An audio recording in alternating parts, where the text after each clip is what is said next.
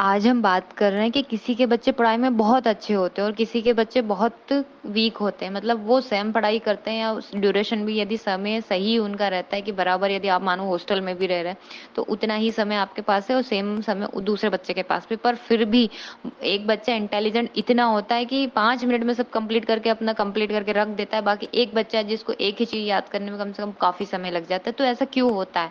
तो ये होता है बुद्ध की, मतलब जिससे बुद्ध को हम बोल सकते हैं। बुद्ध यदि किसी कुंडली में कमजोर होते हैं तो फिर अब यहाँ पर बुद्धि का वीकनेस हम देख सकते हैं कि बच्चा सब कुछ आता था, उसने मेहनत भी करी, उसने याद भी करा, पर एंड टाइम पर जाकर वो भूल गया। तो यहाँ पर इसको बोल सकते हैं कि दिमाग हैंग हो जाना। कभी कभी ऐसा भी होता है, कई बार आपने देखा होगा कि महिलाएं हैं या घर के कोई पुरुष भी है, वो सामान रख के भूल जाते हैं। तो यहाँ से भी आप देख सकते हो कि पागलों की तरह उनको ढूंढा जाता है, फिर बाद में याद आती है कि यहाँ रखा है। तो वो क्या कि ये पता चल रहा है कि बुद्ध यहाँ पर कमजोर है। तो जब भी आपको ऐसा लगे तो फिर आपको बुद्ध को स्ट्रॉन्ग कर लेना चाहिए। उसके लिए कुछ छोटी छोटी रेमेडी होती है। यदि आप बुद्ध से रिलेटेड जैसे गणेश को पूछ सकते हैं, गणेश के मंत्रों का जाप कर सकते हैं, जो कि बहुत ज्यादा आपको हेल्प करेगा। इसके साथ ही हम देखें कि युग राहु का है, तो राहु क्या करेगा, पूरा पढ़ाई से डिटेच कर देता है। मतलब वो सब चीजें करने देगा, बस पढ़ाई नहीं करने देगा आपको। तो थोड़ा सा राहु को भी यहाँ दूर रखना पड़ता है। नमस्कार दोस्तों, मैं प्रज्ञा आपका हार्दिक स्वागत करती हूँ अपने प्रोग्राम में। दोस्तों, ये मेरा व्हाट्सएप नंबर है। यदि किसी को भी कुंडली से रिलेटेड जानकारी चाहिए, कुंडली बनवाना हो, तो आप इस पे संपर्क कर सकते हो और इसके चार्जेस है। और यदि मेरा प्रोग्राम आपको अच्छा लग रहा है तो लाइक करें, शेयर करें, प्लीज सब्सक्राइब जरूर करें।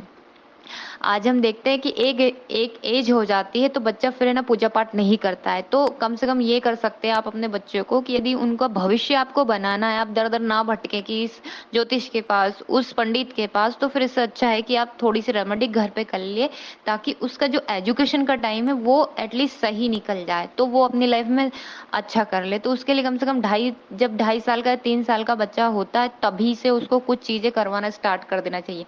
जैसे सबसे अच्छा है कि आप गणेश का मंत्रों का जाप करवा सकते हैं। बहुत छोटे मंत्र हैं, जैसे ओम गण गणपते नमः, ये वाला भी करवा सकते हैं। गणेश गायत्री मंत्र है, ओम एकदंताय विद्महे वक्रतुंडाय धीमहि तन्नो दंती प्रचोदयात, ये भी छोटा ही है। इसके साथ गायत्री मंत्र करवा सकते हैं, ये भी बुद्धि वाला, सद्बुद्धि वाला मंत्र, तो ये भी बहुत हेल्प करता है। इसके साथ ही आप देख सकते हैं यहाँ पर कुछ चीजें अपने बच्चों से हमेशा करवा। जैसे आपके घर में शिवलिंग सभी के घर में होते हैं, तो उनको बोलो कि यहाँ पे शिव जी को जल चढ़ाए प्रतिदिन। इसके साथ ही सूर्य को जल चढ़ाए, क्योंकि सूर्य नैसर्गिक रूप से प्रत्यक्ष देवता है, तो उनको यदि आपने बलि कर लिया तो बहुत सारी चीजें यहाँ पे स्वतः बलि हो जाती है। हमारे आत्म कारक ग्रह होते हैं वो। इसके साथ देखें कि बुद्ध यहाँ बुद्धि का कारक होता है, तो कई बार बहुत मेहनत करने पर बच्चा पीछे रहता है। तो इस आज तो ऑप्शन भी इतने सारे कि कोचिंग क्लासेस है, फोन है, तो उसमें भी बच्चा देखकर पढ़ाई कर लेता है। पर क्या करेगा, जल्दी नहीं उठेगा। एटलीस्ट आज तो पूरा पता ही नहीं चलता व्यक्ति कब सो रहा है कब उठ रहा है। तो कोई फिक्स नहीं है कि मतलब रात को ही बच्चा जाग रहा है, पता नहीं, आजकल कुछ कह नहीं सकते आप।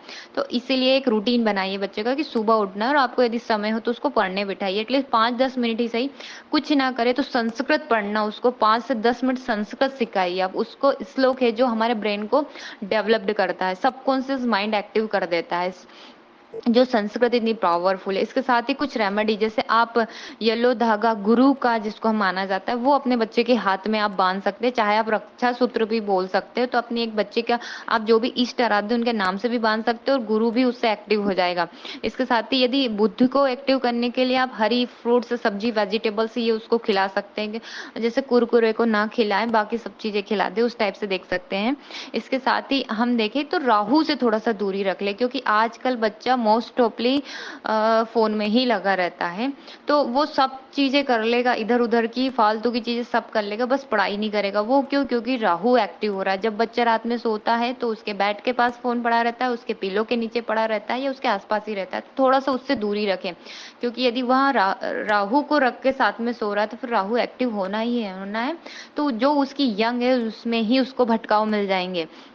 तो यही है कि बुद्ध इतनी सारी चीजों को हैंडल कर लेता है। अकेला गणेश आप बोल सकते हो, तो वाणी के कारक होते हैं बुद्ध, कम्युनिकेशन के स्किल्स के, बहुत सारी बिजनेस आप उनसे देख सकते हो, बनिया बुद्धि जिसको हम बोल सकते हैं। तो बहुत सारी चीजें यहाँ बुद्ध कंट्रोल कर लेता है। तो खासकर गुरु और बुद्ध, मानो इनका कॉम्बिनेशन भी बन रहा है, तो ये एजुकेशन के लिए बहुत अच्छा होता है, क्योंकि जहाँ ज्ञान है वहाँ बुद्धि है, तो सही रास्ते पर उसको ले जाती है ऐसा। इसके साथ भी यहाँ देखें हम, तो मोबाइल टीवी से थोड़ा सा दूरी रखें, दिखाएँ, ऐसा नहीं है कि नहीं देखना है क्योंकि बच्चे मानेंगे ही नहीं, पर वो चीज़ें दिखाएँ और उनको प्रॉमिस ले लें कुछ कि तुम ये देख रहे हो तो तुम्हें ये करना पड़ेगा।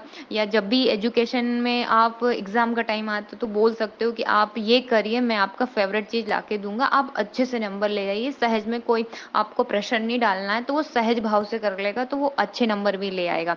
पर दबाव डाला, मारा-पीटी करी तो उल्टा उसमें एग्रेशन, गुस्सा बढ़ जाएगा, तो फिर वो गलत दिशा में भी जा सकता है। तो बहुत सोच समझ कर ये चीज़ करना है। इसके साथ ही नेचुरल जो गेम्स होते हैं, मिट्टी, पानी, हवा, इनमें थोड़ा खेलने दीजिए उनको, ताकि वो आप यदि किसी बच्चे को आम तो पता है सबको, पर हम ऐसे देख सकते हैं कि आम का पौधा यदि उनको पेड़ पूछने को बोले तो वो ना पहचान पाए। इतनी छोटी-छोटी चीज़ें, तो थोड़ा-सा नेचर के करीब ले आइए उनको, तो वहाँ भी वो उसको सीखने को काफ़ी मिल जाता है और एक ब्रेन विकास होता है।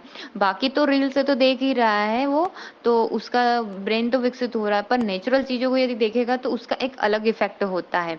और इसके साथ ही हम देखते हैं कि यदि दिन भर फ़ोन में भी रहता है तो उसके नुकसान ज़्यादा है। आँखों पे बोल सकते हो छोटे-छोटे बच्चों को चश्मा लग रहा है। तो जितना प्रकृति के पास आप रहेंगे, उतना आप नेचुरल तरीके से डेवलप्ड हो जाएँगे, क्योंकि आजकल क्या टेंशन, डिप्रेशन बच्चे झेल ही नहीं पाते। तो आप यदि फ़ोन में ही डाल देंगे तो सारा राहु ही काम खराब कर देगा वैसा। इसके साथ ही हम देखें तो जैसे सूर्य को जल चढ़ा सकते हो आप। ये तो आपके जो छोटे बच्चे उनको बचपन से स्टार्ट कर देना चाहिए।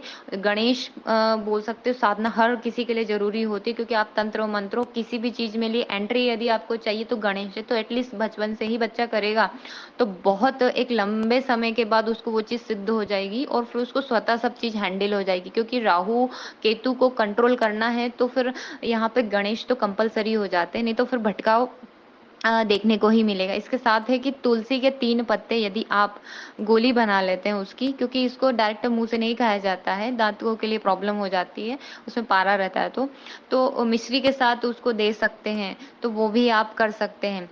इसीलिए ये है कि आप नॉर्मल गणेश साधना, सूर्य को जल और आपकी जो शिवलिंग है उस पर जल, और हो सके तो हल्दी का तिलक, स्कूल जा रहा है तो बच्चों ज्ञान यहाँ पर बोल सकते हो आज्ञा चक्र पर गुरु का आप बोल सकते हो सानिध्य मिले, बच्चा फोकस करे, तो वो भी आप लगा सकते हो।